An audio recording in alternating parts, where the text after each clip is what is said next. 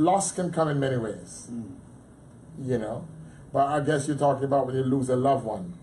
That's correct. Okay. Because initially, when you lose somebody, it's not hard, it's not easy to bounce back. Some people take a long time, you know, and especially if that person was your core.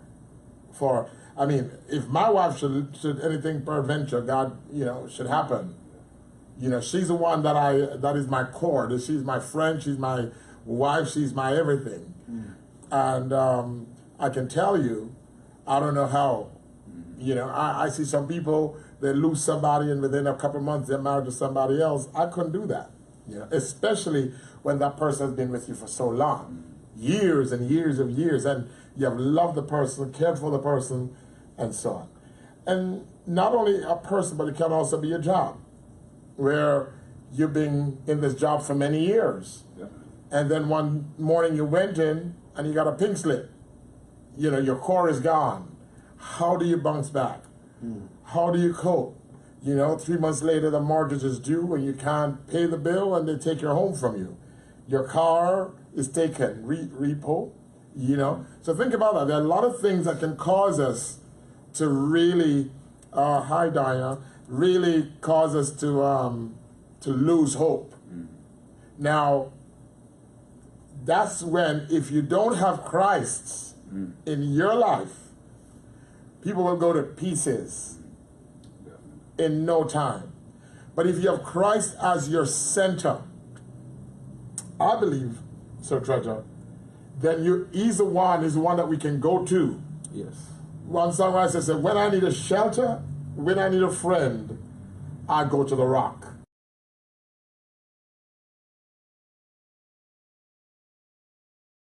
When everything else fails, Jesus will never fail us. I think, you know, and that is why we have to make him to be the core of our lives. The sure foundation that we're standing on. Because if everything else fails, Jesus will never fail. When your job is gone, when the car is repossessed, when the home is gone, when friends are gone, when the money is no longer there, what do you do?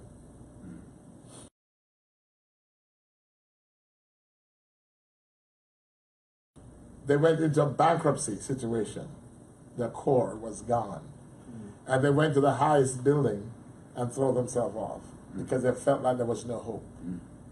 So that's what happened with most of people. You ask the question, how do you cope? How do you cope? So, you know, we have to have coping mechanisms. We have to have people that surround us. We don't isolate ourselves. I believe we have to, you know, I guess instead of crawling into a hole, we need to find other people, you know, join some kind of, you know, group that is a progressive group that will help you to get out of this. But I turn over back to our main guest tonight. You know, maybe he has more, can shed some more light on the subject. Of course, thank you, Apostle. It's a time of hurt. And as the Apostle rightly says, this is a time that you're really going to need people around you. And regardless of how you're being trained or positioned, you can never be too positioned. Position yourself in such a way that you just easily overcome. It takes time. You know, it's to expect the unexpected.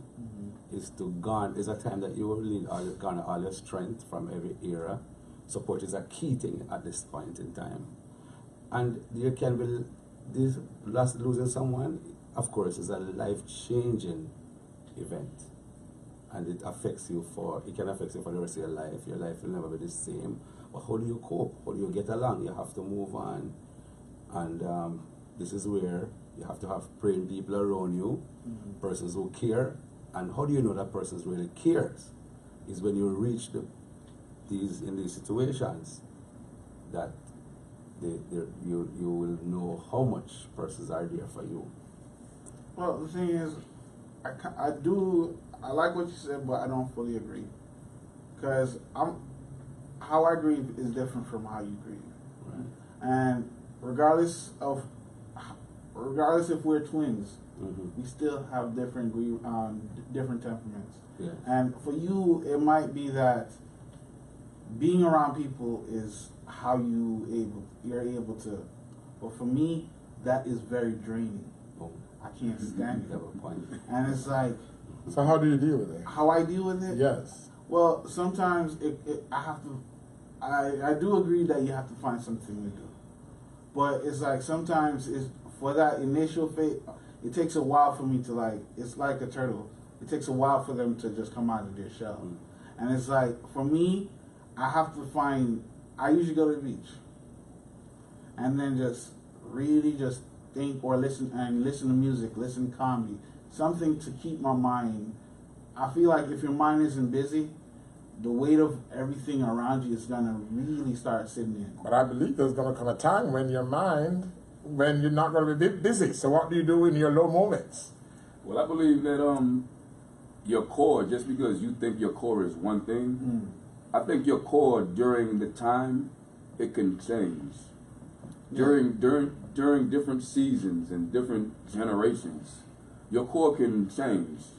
You could depend on when you're a baby to hold on and crawl and stay close to the ground. But when you get a little bit of balance, now you can hold on and grab to different things, and you can creep that way. And then when you don't need to, so your core has to, like Pastor Church says, you have to be resilient and you have to adjust.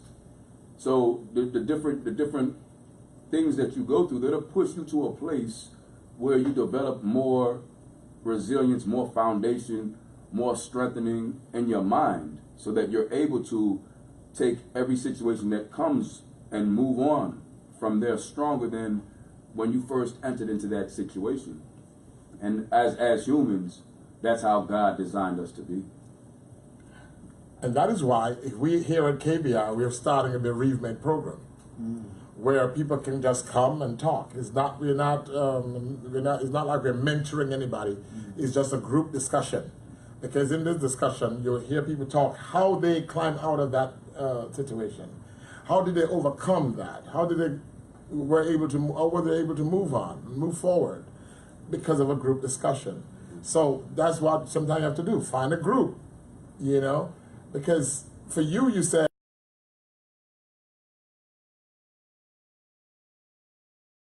I can go down. I would bawl my eyes out.